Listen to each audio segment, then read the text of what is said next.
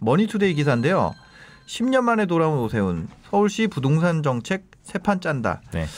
뭐 누가 됐는지가 중요한 게 아니라 네. 이 사람이 뭐 하는지가 중요한 것 같아요. 그렇죠. 보면은 주택 공급하겠다는 거죠. 네. 용적률 상향하고 높이 규제 완화하고 네. 민간 재개발 재건축. 뭐 모아주택 같은 모아주택은 뭐예요? 모아주택은 소규모로 네.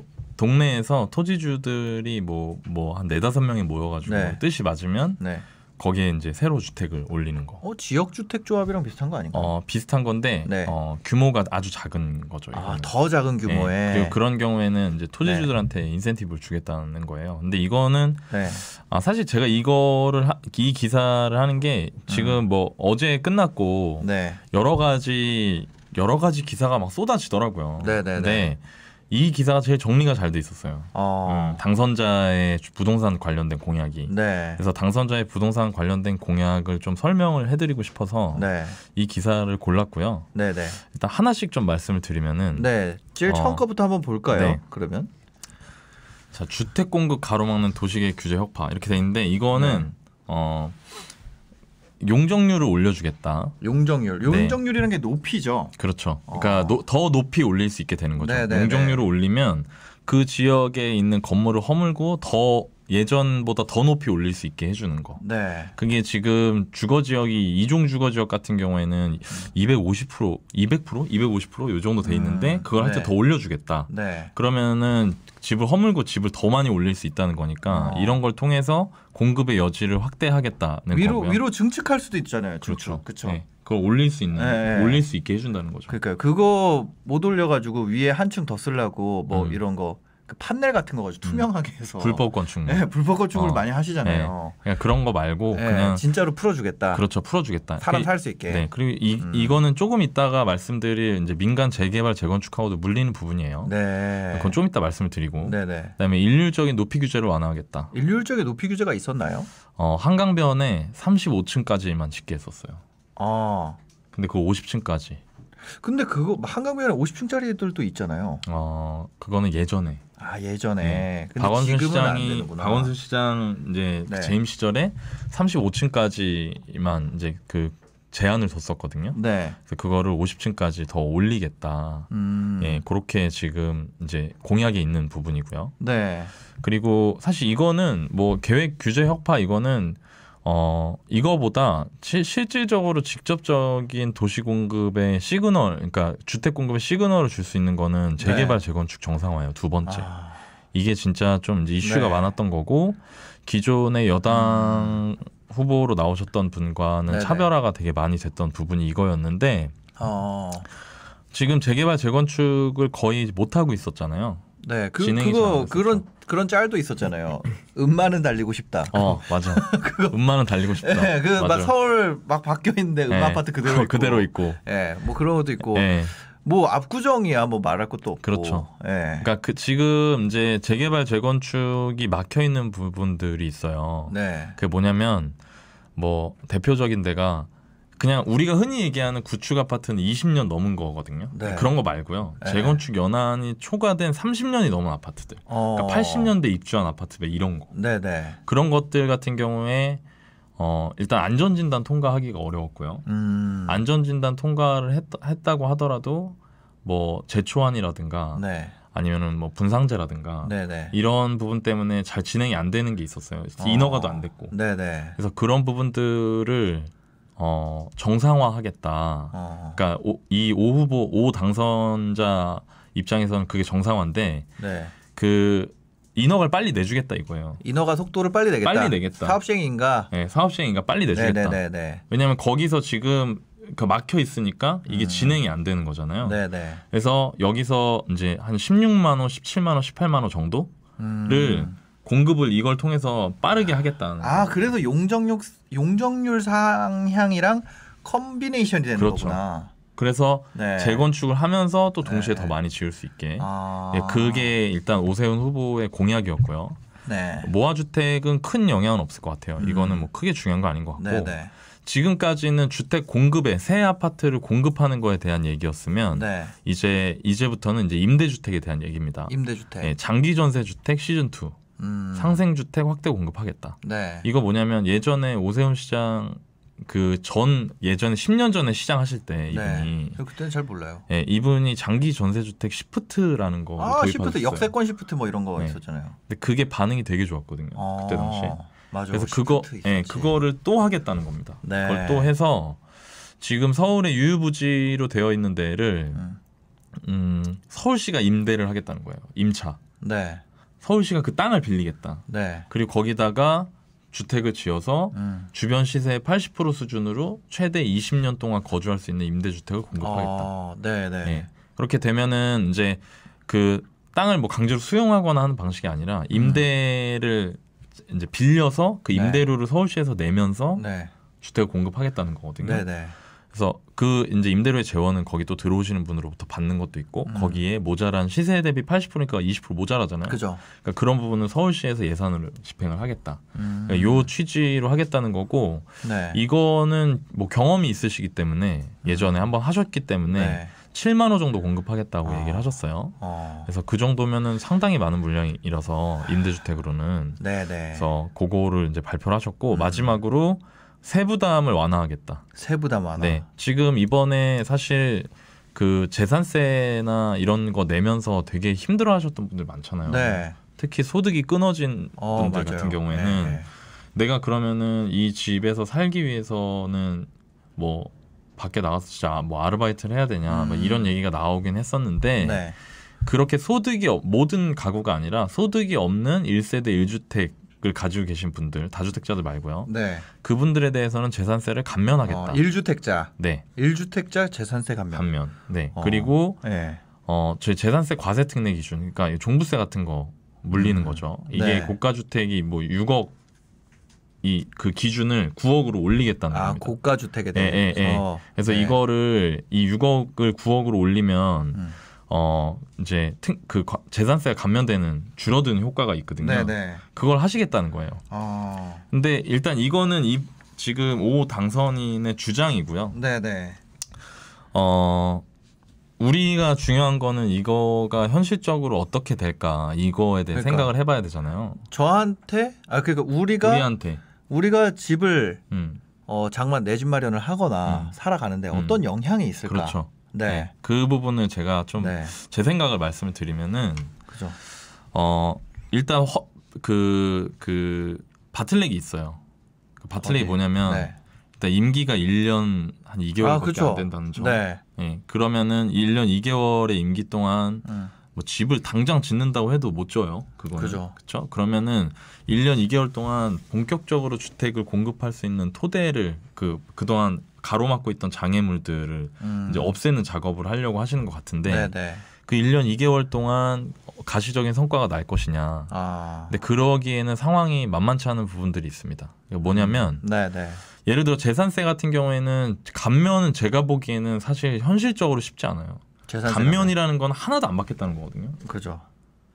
근데 인하는 할 수 있을 것 같아요. 근데 감면은 쉽지 않을 거다. 왜냐하면 어떤 논리로 세금을 줄이느냐 지자체장이 여러분들이 내시는 재산세는 지방세예요. 지방세는 그 지자체에서 컨트롤하는 세금이거든요. 지방세. 그럼 지자체장이 그걸 컨트롤할 수 있다는 거예요. 근데 안 받을 수는 없고요. 그 세율을 조절하겠다는 겁니다. 재산 세율을. 근데 이번에 막 세율 올리고 막 이랬으니까. 그러니까 공시가가 올라갔잖아요. 재산세라는 거는 그 주택의 공시가격 곱하기 재산세율 하면 재산세가 나오거든요. 근데 이 공시가가 올라버리니까 재산세가 가만히 있어도 재산세가 엄청 늘어나는 효과가 있었고 그것 때문에 이제 많은 분들이 그 문제 제기를 하셨던 거거든요. 나 지금 소득도 없는데 그리고 내가 집을 하나만 가지고 있는데 내가 뭐 집값 올려달라고 한 것도 아니고 나 이거 어디 가야 되냐, 나 세금 못 내는데 이런 분들이 많으니까 그 세부담을 예전 수준 정도로 그 세율을 조례를 통해서 조정을 하면서 공시가 오른 만큼의 세율 조정을 통해서 재산세 수준을 유지하겠다. 뭐 요 정도가 현실성 있을 것 같아요, 저는. 근데 이것도 이제 이것도 또 허들이 있는 게 시장이 그냥 야 이거 하자 이렇게 하면 되는 게 아니거든요. 그러겠죠. 그냥 이게 그냥 뭐 이게 그냥 저희가 아니에요. 그래갖고 야 해라. 일단 두 군데 협조가 필요해요. 네. 하나는 서울시 의회에서 네. 조례는 그러니까 예를 들어서 국회가 입법기관이듯이 시의회도 입법기관이고 국가의 법이 헌법, 뭐 형법, 뭐 여러 가지 법들이 국회에서 정해지는 거면 서울시의 법, 그러니까 서울시의 조례는 서울시의회에서 정해지거든요. 네. 그러면 서울시의회와 협조가 잘 이제 손발이 탁탁 맞아야 돼요. 근데 서울시의회가 의석이 109개인데요. 네. 101개가 이제 여당. 네네. 그리고 나머지 8개도 또 다 지금 현재 5호 당선인 소속 당이 아니라 네. 그 중에 6개만 또 예요. 그러니까 사실 압도적으로 차이가 있기 때문에 네네.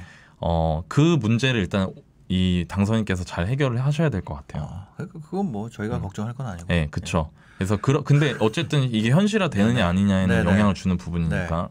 그리고 또 하나는 구청장 분들도 또 있어요. 구청과의 협의가 또 필요하기 때문에 하위 기관이라 구청장도 25개 중에 24개가 이제 지금 현재 여당이기 때문에 그런 부분에서 오는 그런 해결해 나가는 과정에서의 이렇게 반대 의견이나 이런 것들을 잘 해결을 하셔야 될 거다. 그게 안 되면 이런 세부담 감면이나 이런 것도 1년 안에 실제로 현실화되기 어려울 수도 있다. 그리고 제일 중요한 거는 재개발, 재건축 관련된 거죠, 당연히. 근데 이런 거 있잖아요. 이게 주택 가격 아니 그냥 제가 뭐라고 말을 순화해야 될지 잘 모르겠어서 그 예를 들어서 주택 가격이 너무 오른 게 민주당 잘못했다고 막 그랬던 거 아니에요. 네. 그래서 공급을 해서 하겠다는 건데 근데 재개발, 재건축 같은 경우는 속도가 제일 그 가격에 영향을 주죠. 그렇죠. 네. 그래서 속도 풀어준다는 거는 이제 제재 쭉 올라간다는 건데 그렇잖아요. 원래 그래서 막 사람들이 빨리 되는 거 하고 그게 5년 제한이 있다면서요.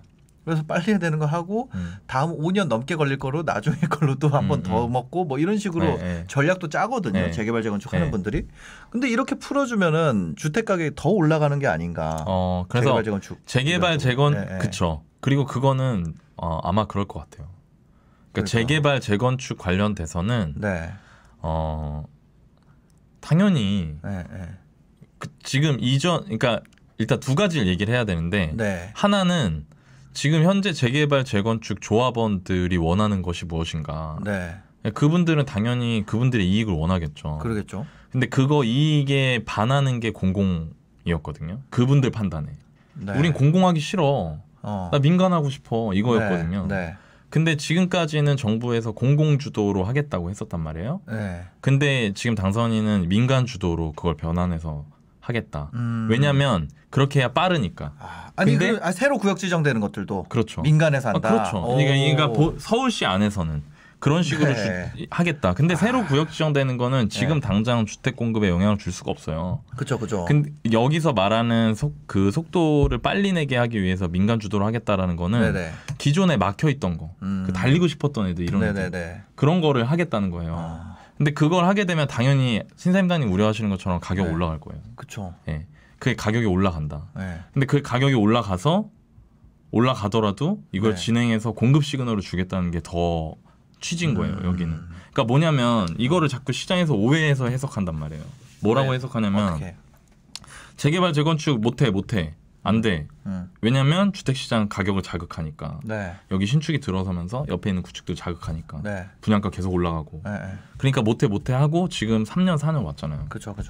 3년 4년이 아니죠. 엄청 오래됐죠. 그렇죠. 그러니까 3, 4년 오면서 그거 하면서 그거의 취지가 그렇게 주택 공급을 못하는 거를 감수하면서까지 재개발, 재건축을 시행하지 않았는데 적극적으로 그 취지는 기존 주택 가격, 주택 시장을 자극하지 않기 위한 게 취지였잖아요. 그러면은 그거를 어떻게 봐야 되냐면 그 취지가 달성이 됐느냐를 봐야 된다는 거죠. 안 돼서 그런 거잖아요. 안 됐잖아요. 안 돼서 바뀐 거 아니에요.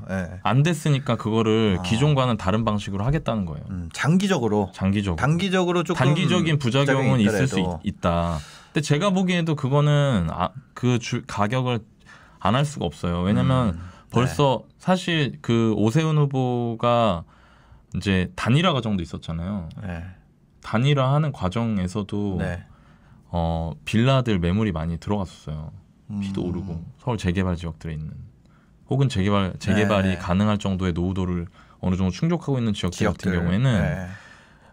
오세훈 당선인이 당선이 된 것도 아니고 그냥 네. 야당 쪽 통합 후보가 된 것만으로도 네. 매물 들어가고 그랬었거든요. 왜냐하면 민간에서 해줄 수 있다는 기대감이 있는 거죠. 네. 그러니까 이거는 계속 그렇게 될 확률이 높아요. 그리고 실제로 만약에 뭐 아까 말씀드린 그런 허들들을 넘어가면서 실제로 가시적으로 이게 민간으로 돌려서 속도가 나는 게 보인다. 네. 그러면은 정비 사업 시장은 자극을 받겠죠. 실제로 뭐라 그래야 될까요? 실제 공급이 나오기 전까지는 계속 그런 그렇죠. 현상이 있겠죠. 네. 근데 그게 사람들 지금 시장은 심리장이잖아요. 네. 사람들 심리가 되게 막 요동치고 있잖아요. 네. 근데 이 상태에서 만약에 사람들이 잠깐만 야 이거 엄청 하네 분양. 그러면 어떻게 되냐면 지금 여기서 이 오 당선인이 주장하는 건 그런 거예요. 네. 그렇게 되면 공급 시그널이 확대가 돼서 사람들 네네. 마음속에 그게 들어가면 지금 현재 매수세를 잠재울 수 있다는 거예요. 네. 그러니까 그 방향으로 정책을 추진하겠다. 아하. 이거죠. 네. 그러니까 저기 현대 아파트 80평 80억 찍었다면서요. 됐어요. 그러니까요. 그러니까 이거가 근데 이게 되게 재밌는 게 네. 그럼 그걸 안 해준다고 했을 때는 사람들이 어떻게 받아들이냐면 그러니까 정부에서의 취지는 야 이걸 안 하면 주변 자극이 안 한다라는 건데 그거를 사람들은 어떻게 받아들이냐면 야 이제 집을 안 짓는다 이렇게 받아들인다. 이제 또 공급 부족 시그널이 되고. 그렇죠. 그러면 그거에 또 조급해진 사람들은 또 가서 집을 사버리고 그러면서 지금까지 온 거거든요. 그러니까 그거를 이제 오 후보자는 오 당선인은 그렇게 안 하겠다 이제 지금까지 그렇게 했으니까. 네네. 그래서 이번에는 지금 당장은 재건축 재개발하는 것 때문에 뭐 가격이 올라갈 수 있겠지만 장기적으로 주택이 공급될 수 있다는 네. 신호를 시장 참여자단에서 주겠다는 거예요. 네. 이거가 진짜 그러네요. 그 두 가지가 있네요. 한 번에 할 수가 없어. 그러니까 이게 둘 다 잡을 수가 없는 둘 다 거예요. 잡을 수가 없는 네. 것들이네. 이거의 근본적인 이유는 제가 네. 지난주에도 말씀드렸다시피 주택이라는 거는 공급이 비탄력적이라는 거예요. 네네.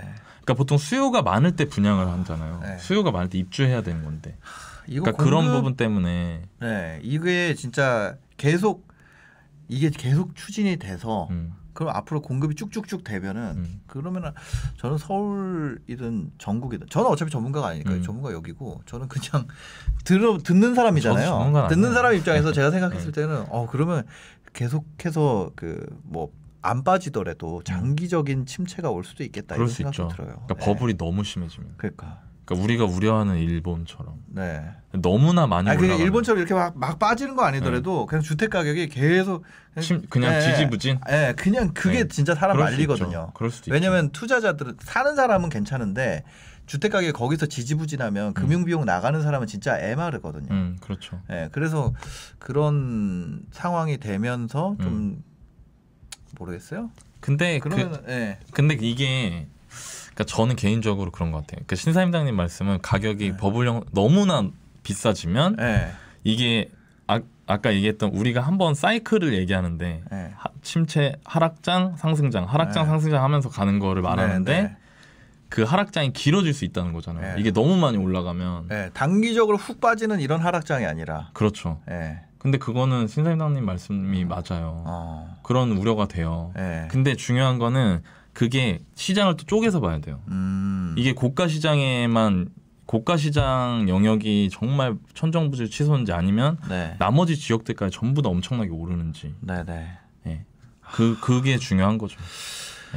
네, 하여튼 이 부동산은 생각보다 정말 어려운데 근데 이런 상황이 갑자기 이제 딱 선거가 끝났어요. 굉장히 이제 서울에 거주하는 분들 한테 큰 이슈가 출렁했잖아요. 이랬을 때 우리가 그럼 이거에 맞춰서 또 뭔가 바꿔야 될까요? 아니면 뭐 어떤 식으로 대응을 하는 게 좋을까요? 저는 일단 여기 지금 오 당선인께서 발표하신 이런 정책들이 지금 당장 이렇게 한다고 했으니까 이렇게 될 거다를 예단하는 거는 아까 제가 말씀드린 허들이 너무 많아요. 현실적으로 실제로 나타나기까지는. 근데 그거는 정말 전적으로 이 역량에 달려 있겠죠. 이 당선인과 그 그쵸. 주변 분들의 역량에 달려 있는 거예요. 네, 이 문제를 진짜 해결하면서 앞으로 갈 수 있는지 네. 아니면은 제가 말씀드린 그런 허들들을 넘지 못하고 지지부진해질지. 그럼 그거를 우리는 일단은 지금 제가 설명드린 공약이 취지와 공약 사항은 이렇구나를 알고 계시고 네. 그걸 보시면서 실제로 되는지 안 되는지는 앞으로 뭐 6개월 1년을 지켜봐야 될 것 같다. 네. 근데 더 중요한 거는 6개월 1년 뒤면 끝나는데. 그렇죠. 그러니까 어떻게 해야 되냐면 네네네. 저 같으면은 네. 이 또한 개인의 상황에 맞게 봐야겠지만 다 다르니까 네. 저는 주택을 나는 이번에는 그냥 내 집 마련 해야겠다라고 마음 먹으셨던 분들은 그냥 이것과는 별개로 내 집 마련 하시는 게 맞지 않을까. 네. 대신 제가 평상시에 계속 말씀드리는 그런 몇 가지 원칙들 너무 무리하게 대출을 내지 않고 그죠. 그리고 네. 지금 현재 상황에서 지역으로 내가 내 집 마련 할 곳을 지역을 먼저 보고 정하는 것보다 네. 가격을 기준으로 결정하시는 거. 어. 네. 그런 식의 원칙들을 정하시고 내 집 마련을 하시는 게 맞지 않을까라는 생각이 들고요. 네. 단 일부 이런 분들은 있어요. 청약가점이 높으신 분들 있죠. 네, 네. 그런 분들은 조금 지금 이 5호 당선인의 그 공약 사항들이 얼마나 이행되는지를 보시면 두고 보시면서 실제로 가능성이 높아지는 것 같다 싶으면 네. 청약을 포기하지 않으시는 게 더 나을 수도 있을 것 같다는 생각도 들어요. 그러니까 예를 들어서 네. 뭐 앞으로 2년, 4년 뒤에 내가 청약가점이 60점 이상으로 올라갈 수 있다거나 네. 서울에 지금 커트가 60점 초중반대거든요. 네, 네. 그러니까 이런 분들 같은 경우에는 조금 더 좀 힘들겠지만 기다리면서 내 청약을 넣어보려고 하시는 것도 나쁘지 않지 않을까. 단 앞으로 한 6개월, 1년 봤는데 네. 당선인이 잘 안 된다, 잘 못한다. 네. 그러면은 그건 아닌 것 같고요. 네. 근데 만약에 실제로 막 재개발 재건축이 진행이 되고 그거가 진행되는 거에 고무적 이제 사람들이 분위기가 고무적으로 돼서 서울 내부의 재개발 재건축 시장이 활성화되는 기미가 보인다. 네. 그러면은 청약을 가점이 높으신 분들은 네. 노려보셔도 괜찮지 않을까. 그리고 요즘에 네. 월세가 굉장히 많이 매물이 나오더라고요. 네, 그렇죠. 그 월세를 사는 거는 어떻게 생각하세요? 월세 사는 거 나쁘지 않죠. 그러니까 서울에 내 네. 집을 마련하기에 너무 비싸니까 그냥 근데 저는 월세를 살면서 이걸 기다리는 거예요. 이 공급이 진짜 만약에 여기서 잘해서 순간적으로 지금 폭등이 올 수 있다면서요. 이게 시장을 자극해서 그럼 그거를 내가 투자를 잘하는 사람이면 이거 지금 들어가서 폭등을 먹고 여기서 팔고 나와서 뭐 어쩌고 막 이렇게 할 수 있겠지만 내가 그냥 사는 사람이면 그 이따가 이거 공급 물량이 뭐 5년 6년 뒤에 이제 나오면 그때까지 내가 월세 세액을 계산을 해서 월세 살다가 그 이때 하는 건 어떨까요? 저는 그거는 별로 좋은 생각 아닌 것 같아요. 실수가 아니다. 왜냐면 네. 그러니까 내가 그러니까 제가 항상 말씀드리는 거, 내가 내 집이 없는 상태면은 네네. 그거가 우리가 흔히 머릿속으로 생각하는 것처럼 그렇게 잘 안 돼요. 그러니까 예를 들어서 네. 저는 마켓 타이밍 이런 거를 믿지 않는 사람이고 네. 가격이 어디까지 올라갈지는 정말 누구도 모른다고 생각하는 사람이잖아요. 네네네. 근데 내가 월세 살다가 만약에 이게 집값이 떨어지면 해야지 했는데 만약에 실제 떨어졌어. 네. 떨어졌는데 지금 5억 하던 게 막 7억, 8억까지 올랐다가 네. 6억까지 떨어져. 네. 그럼 지금 사는 게 낫잖아요. 그렇죠. 그러니까 그거는 이 저점이 그러니까 그 고점과 저점은 정말 아무도 알 수 없어요. 모르죠. 네. 그러니까 내가 이게 안 되는 사람이다. 나는 그런 거를 모른다라는 거를 어느 누구도 나한테 알려줄 수 없다라는 걸 알면 네. 내 집 마련은 제가 항상 얘기하지만 무리하지 않는 선에서의 내 집 마련은 그게 언제든 옳은 거예요. 근데 다만 아까 제가 말씀드린 가점이 높은 분들 있잖아요. 가점이 높은 사람. 가점이 높은 사람들. 특히 네. 이제 이런 분들 있어요. 2년 뒤에 뭐 저희 무주택 기간 늘어나고 뭐 4년 뒤에 늘어나고 네. 이래서 청약 가점이 60점 이상으로 올라가는데 지금이라도 사야 될까요? 이런 분들이 있거든요. 그런 분들 같은 경우에는 네. 지자체장이 공약한 사항이 있고 네. 그 공약 사항에 의해서 서울 도시 내부의 입주 물량이나 분양 물량이 많아질 수 있다는 판단이 든다면 앞으로 이분이 하시는 걸 보면서 네네. 그러면 좀 더 전월세 거주를 하면서 기다려 보시는 것도 괜찮을 것 같다. 네. 그런 생각이 좀 들어요. 네네. 이게 사실 지금 사람들이 서울에만 관심이 많은데 네. 서울이 앞으로 어떻게 하느냐에 따라서 이런 모습이 될 수도 있다를 보여주는 데가 부산, 대구 같은데요. 어떤데요? 부산, 대구는 입주가 엄청 많아요. 내부에. 네네. 그 외곽이 아니라. 네네. 중심부에. 그러니까 그러면은 중심부에 입주가 많으면 이번에 임대차 입법으로 인해서 전월세가 일시적으로 엄청나게 올라갔지만 네. 지금 실제로 부산 같은 경우에는 전세가 안 나가요. 좀 역전세 끼가 있나 봐요. 아예 안 나와. 지금. 그리고 물량이 많아. 네. 전세 물량도 많아요. 쌓여 있는 전세 물량도 많은데 입주도 많아요. 네네. 그럼 제가 항상 얘기하는 거 있잖아요. 네. 임대 시장이 안정된다. 네. 그럼 실수요자 입장에서 선택지가 어떻게 되죠? 늘어나는 거예요. 그렇죠. 내가 임대가 없으면은 어떡하지? 나 어디가 살아야 되지? 라는 마음 때문에 집을 막 살려고 하는 마음이 강해져요. 네. 현장에서. 네. 근데 집값이 이미 엄청나게 오른 상태인데 임대가 많은 거예요. 네.